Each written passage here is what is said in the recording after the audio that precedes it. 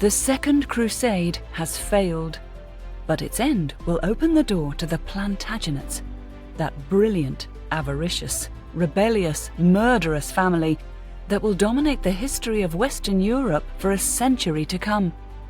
Here's their story, so riveting that we still are fascinated by it 900 years later. Welcome back to Lion's Forge. My name is Becket, and I want to tell you a story. An epic, true story of 5 kings and the Lion Queen.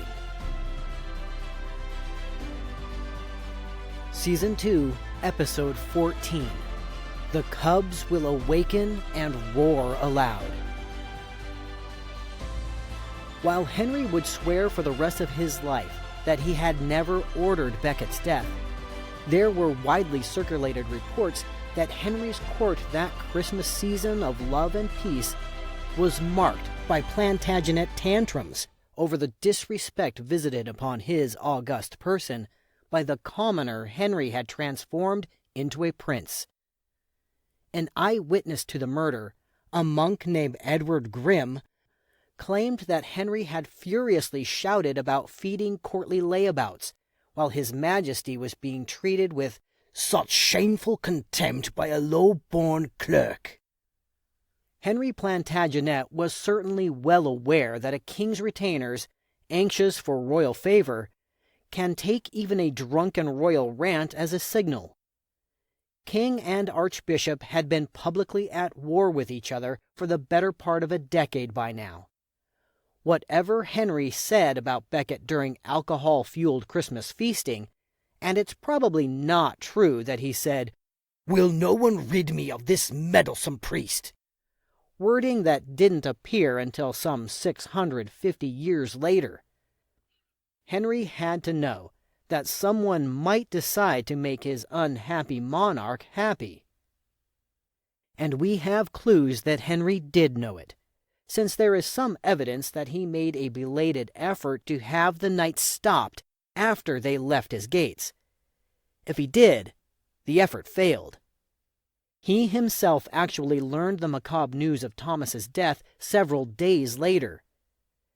There are some stories that the king was speechless with horror, so sickened by his old friend's terrible end that he shut himself away for days, refusing food, refusing comfort, throwing penitential ashes on himself.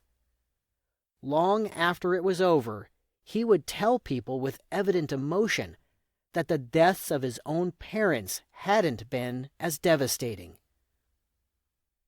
On the other hand, some cooler analysts of our day note that the king did nothing to have the killers captured and punished. There's also a letter Henry quickly wrote to the Pope, essentially blaming everything on Thomas. As Becket's biographer Anne Duggan notes, Henry didn't sound surprised at what had happened, much less remorseful. His only comment was the rather offhand remark that some of the men Becket had excommunicated on Christmas Day fell upon him and killed him. Hardly a sorrow-filled mea culpa, especially as none of the murderers were targets of Becket's Christmas Day excommunications. No one dared openly accuse Henry, but rustlings and whispers of his involvement swirled throughout England and across Europe. There was a rumor, startlingly believable, that an English nobleman had begged the prayers of monks late in 1170 because a terrible thing was about to happen. Others claimed to have seen the secret royal document ordering Becket's death. Nor did the murmured accusations quickly die down. Instead, they became increasingly focused and specific. One anonymous piece, written several years later, said, "We would be inclined to excuse the king for this crime if he had not received the murderers in his kingdom, if he had not allowed them to pass through his town and castles, if he had not allowed them to hunt in his woods, and if he had not defended them, because he knew that they had done it for love of him." The Pope ultimately excommunicated everyone involved in any way in Becket's death, saving the king, who swore that he had neither ordered nor desired Becket's death, but who still promised to do penance, some say pledging to go on crusade. Henry himself escaped the gory disaster, sailing across the gray-green ruffled surface of the Irish Sea into the wilds of that country for the better part of the next year. Enforcement of the viciously fought constitutions of Clarendon died on the vine. Young Henry had to be recrowned. The king then turned on the assassins, no matter that his own scorching temper had undoubtedly been the force behind their crime. He disinherited all of their heirs. All 4 men at the scene of Becket's death would come to die in the Holy Land, exile imposed by the Church as penance for their awful sin. Their names have been preserved through the centuries: Hugh de Morville, William de Tracy, Reginald Fitzurse, and Richard le Bret. Like Henry himself, their fame today rests on their evil 800 years ago. Thousands of mourners hastened to Becket's grave at Canterbury to pay their respects. But Henry's first visit to Thomas's tomb only came at long last in 1174, in the midst of an ugly war that was not going his way. He swore again, this time publicly, that even in his anger he had never sought Becket's death. But it is true that after that date, for the rest of his life, whenever he returned to England from a trip abroad, he would first stop to pray at England's foremost shrine. He would live for the better part of another 20 years, never entirely escaping his reputation as that most infamous man, not so much king of the English as enemy of the angels. Everywhere Henry went, he would see people carrying little metal boxes depicting the murder scene, mass-produced in Limoges, or bottles of Canterbury water, a rather ghoulish knockoff of the blood that had been threaded across the cathedral floor. For that matter, some of Becket's actual blood was said to have been mopped up and then enterprisingly mixed with water and sold as a kind of patent medicine. Draped in the moral shroud of the murder, Henry could only watch as his greatest friend and greatest enemy swiftly became a worshipped saint. Dozens of miracles were attributed to the Archbishop's heavenly intercession, including 2 widely celebrated cases of castrated men regaining their virility. The saint even displayed sufficient goodwill to raise one of the king's favorite hawks from the dead. Thomas's image soon appeared in stained glass, statues, paintings, calendars, and books, and not just in England. If Henry had been inclined to travel, he could have found Thomas in France, Germany, Hungary, Poland, Scotland, Ireland, Norway, Iceland, Portugal, and Sicily. The King of France, with any number of pilgrimage sites to choose from, would one day come to Canterbury to beg Thomas to save the life of his only son. Henry's own daughter Matilda commissioned a picture for her Bible showing her family under Becket's protection. Chaucer's Canterbury Tales, that hymn to medieval life, still testified to the immense popularity of Becket's shrine 200 years after Becket's death. Despite some squabbling that broke out almost as soon as Thomas was buried over whether he was truly a martyr for the faith or just the victim of his own pig-headed stubbornness, the Church canonized him with considerable speed. While achieving the status of a saint usually takes decades, Becket became St. Thomas in just 3 years. Henry had not killed a man. Henry had killed a saint. Indeed, the act of killing had created the saint, who now would ride Henry's shoulder until he died. What happened to Henry's family in the years after Becket's death was, in many people's minds, nothing but fair retribution for Henry's crime. One wonders if the Plantagenets, with their soured marriages and ferocious internecine wars, were ever happy for more than a season or two. Henry's parents had loathed each other.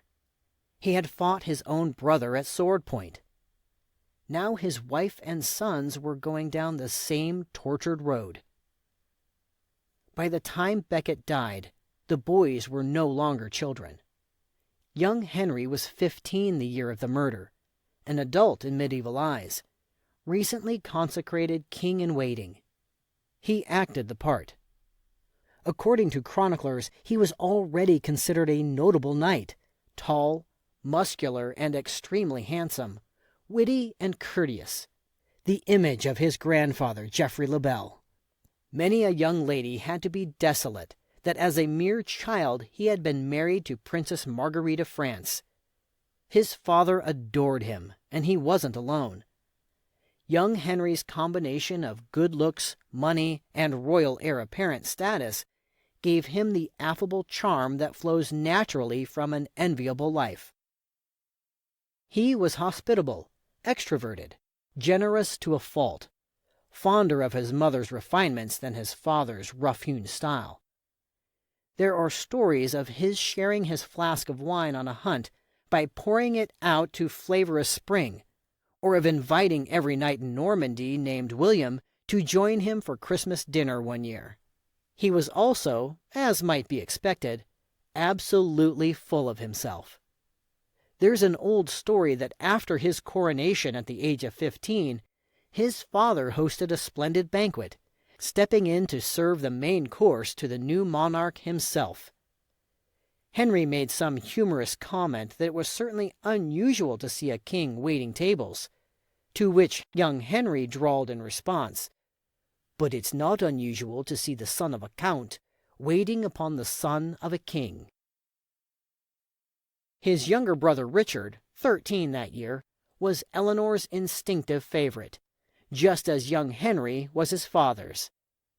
Eleanor's unabashed favor toward Richard throughout their lives reminded everyone of an old prophecy, that the eagle shall rejoice in her third nestling, an assessment which obviously ignored her daughters.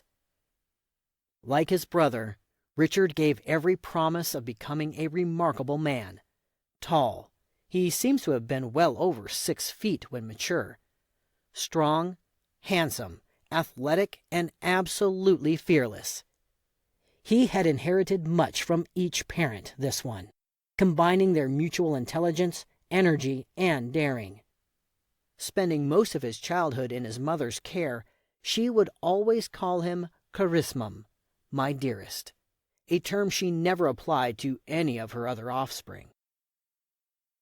Like her, he adored the half-wild Aquitaine, his promised inheritance, and was unruffled that his brother would be King of England. Richard didn't care, rarely even visiting that country.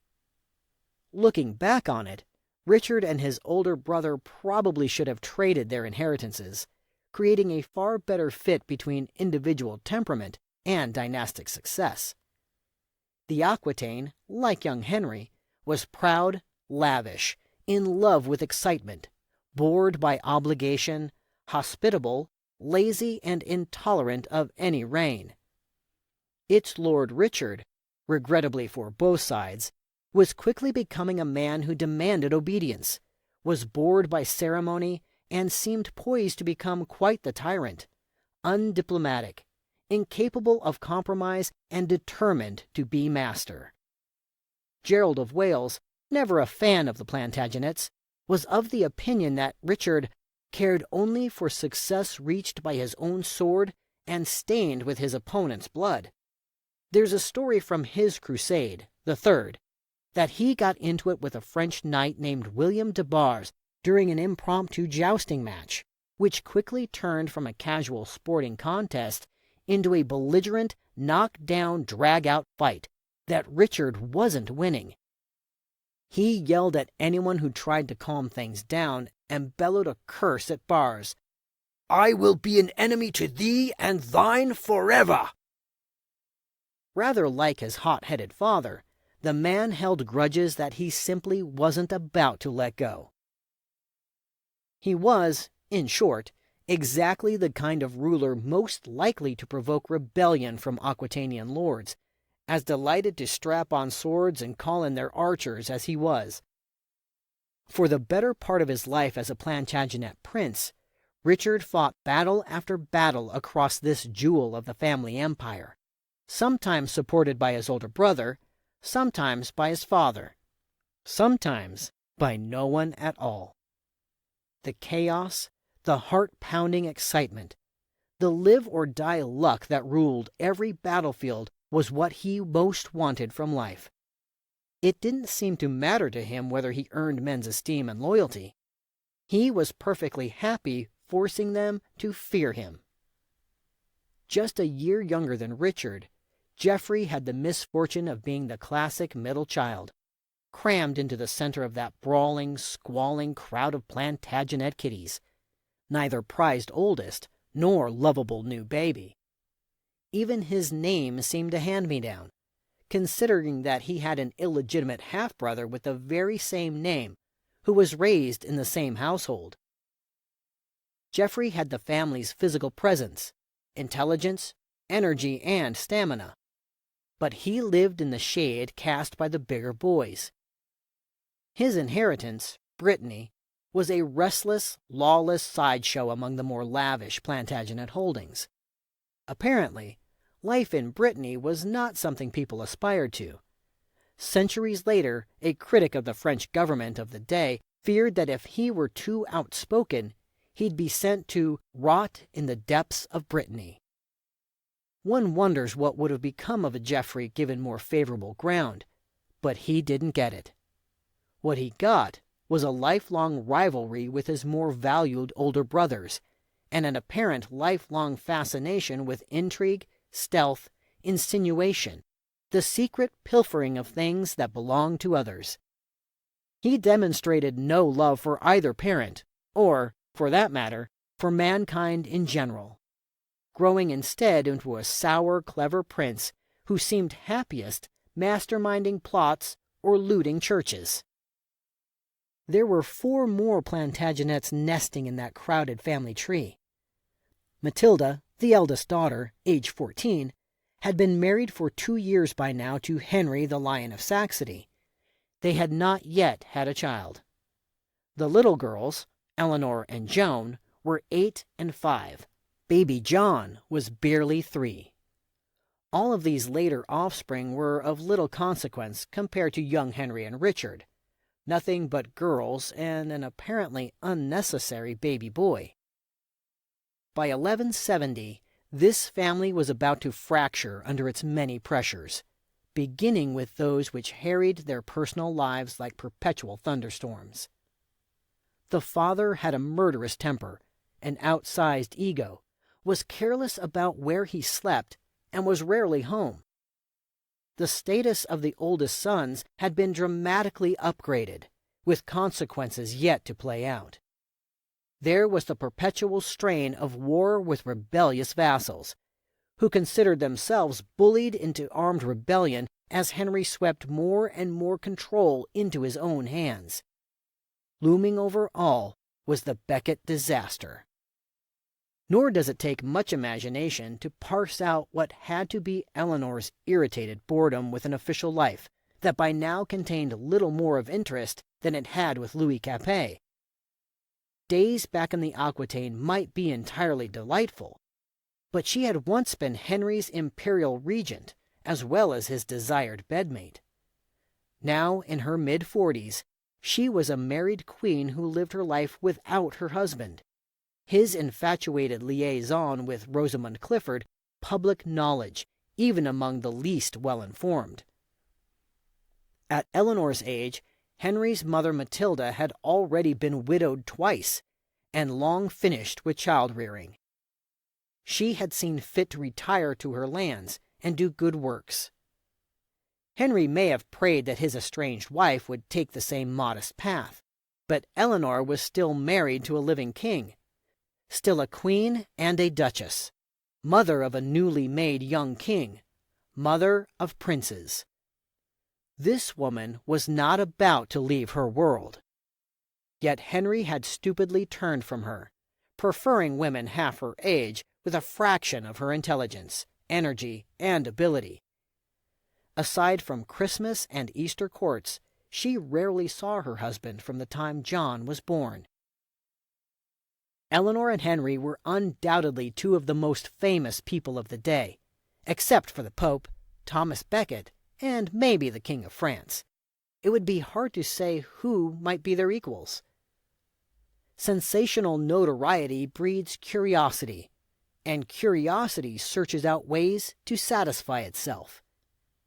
The Plantagenets were popularly thought recognizable in several contemporary books, particularly those by Gerald of Monmouth. Despite sophisticates mocking that Gerald's writings were so filled with bald-faced lies that devils couldn't wait to read them, his retellings of old Arthur legends were eagerly snapped up by readers of the day. Monmouth had a true hit with his supposed discovery of the prophecies of an Arthurian wizard named Merlin. Merlin's predictions were generally pretty dismal forecasts of famine, war, and pestilence, when they weren't just mystical-sounding gobbledygook, such as, "The hedgehog will hide its apples inside Winchester." Still, some bits and pieces could be considered remarkably telling. People thought they could see the Plantagenets when they came across lines like, "Two kings will fight each other for the sake of a lioness. The eagle will exult in her third nestling," or "The cubs will awaken and roar aloud." The cubs were indeed beginning to awaken, particularly the oldest, young Henry. Now in his late teens, not far off the age his father had been when he took possession of his entire empire, young Henry had been duly crowned and anointed a king. What he didn't have was a kingdom. Richard, and even Geoffrey, had some actual administrative responsibilities in their inherited domains, but young Henry was kept in a condition little better than prolonged adolescence by his doting but domineering father. Even though the son was now a crowned king, and long married to boot, his father appointed the senior members of his household and doled out an allowance inadequate to such a prince, an allowance which evaporated as soon as it arrived. Yet Henry was not unaware of the need to train his heir. Excellent tutors, including Thomas Becket back in the day, and William Marshall, the greatest knight of his generation, had charge of the young man, teaching him the ways of royalty along with the machinery of government. Unfortunately, the machinery of government is not particularly compelling when you have no real control over any part of it. The handsome, charming young king-in-waiting quickly grew bored with his lessons, directing his energies not toward scholarship, warfare, or piety, but instead toward becoming one of the top players in the newly fashionable pastime of tournaments, the rage among underemployed male aristocrats of the day. Tournaments were on the cusp of the intriguing, alluring, exciting forbidden. Even Henry, who certainly wasn't loath to wade into a fight, refused to permit tournaments in England. They were also outlawed in Louis Capet's Ile-de-France, but were allowed in the Aquitaine, Normandy, and Flanders. Opposition came from the church, which viewed them as occasions of sin, and from royal displeasure at the general wreckage they left behind, not to mention the risk of injury to fighting men who might be needed for more serious matters elsewhere. But they were immensely popular, and, with little else to do, young Henry traveled incessantly from one to the next, his celebrity bringing out the crowds, his deep, if indebted pockets funding his own stable of knights. Watching him play at mock war, observers of an older generation might recall that when his father was his age, the elder Henry had already tried to invade England.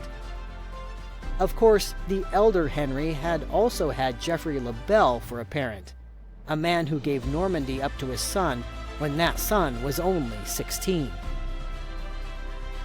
Henry Plantagenet evidently had no intention of imitating his father. Barely middle-aged himself, he was in no hurry to step even slightly aside. He knew he had to oversee an organized succession among his heirs, especially his oldest son, to ward off the wreckage of his empire. He would have to do it, but not too soon. Just not too soon. We've come to the end of our story for the time being. I am Becket Arnold, narrating from the book Lion's Forge, adapted for us by the author Karen Markle Knabb. Thank you to Francis Butt for voicing our introduction. If you like what you hear, please give us a rating, follow our channel, and share us with your friends. Most importantly, please join us again June 10th for the next episode of Lion's Forge, available everywhere you get your favorite podcasts, including on YouTube with video episode trailers. Visit us on Facebook, where you can ask questions, leave reviews, and interact with me. Until next time, thank you for listening.